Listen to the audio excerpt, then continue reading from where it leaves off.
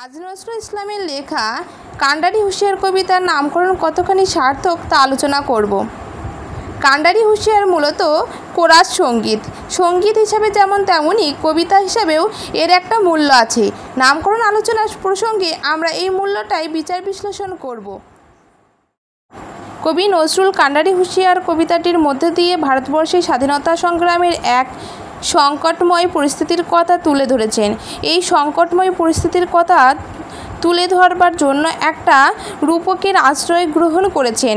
কান্ডারি হুঁশিয়ার কবিতাটি সম্পর্কে আজাহারউদ্দিন খান তার বাংলা সাহিত্যে নজরুল গ্রন্থে মন্তব্য করেছেন এই বলে, কবিতাটি কিছুই রূপকধর্মী, স্বাধীনতাকামী জনগণকে অভিযাত্রী রূপে, জাতীয় জীবনকে তরুণী রূপে, স্বাধীনতার পথের প্রচণ্ড বাধা বিপত্তিকে ঝঞ্ঝা বিক্ষোভ সমুদ্ররূপে, পরাধীনতার হতাশার অন্ধকারকে নিশীথের আধার রূপে তুলনা করা হয়েছে।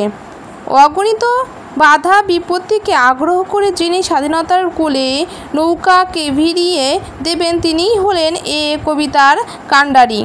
দুর্যোগপূর্ণ রাতের ঘন অন্ধকারে উত্তাল সমুদ্রে যাত্রীরা তড়িতে চেপে দূর লক্ষ্যপথে পাড়ি দিয়েছে। যতই তারা লক্ষ্যপথের দিকে এগিয়ে চলেছে, বিপদ যেন ততই বেড়ে চলেছে। সমুদ্রে বিশাল জলতরঙ্গের ঢেউ, জলোচ্ছ্বাসের ঢেউয়ে তরী কেঁপে উঠেছে।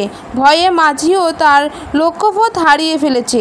এদিকে তরীর অবস্থা বেহাল, জলতরঙ্গের ঢেউয়ে তরীর পাল গেছে ছিন্ন ভিন্ন হয়ে।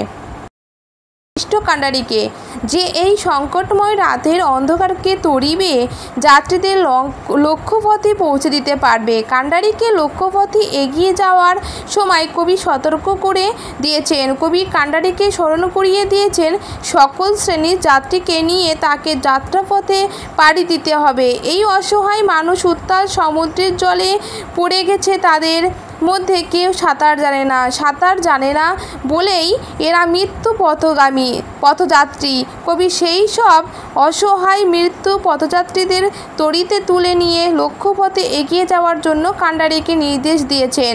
এই সময় কে হিন্দু কে মুসলমান এই প্রশ্ন তার কাছে অবাস্তব। জাতি ধর্ম বর্ণ নির্বিশেষে সকল সম্প্রদায়ের মানুষকে উদ্ধার করাই তার কাজ। কান্ডারিকে এই দায়িত্ব জ্ঞান মাথায় রেখে পথ চলতে হবে।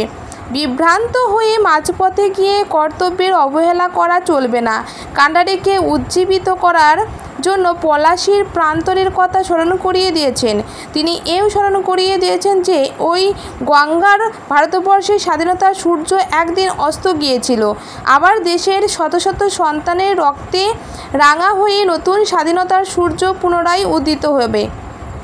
কান্ডারিকে কবি আরও স্মরণ করিয়ে দিয়েছেন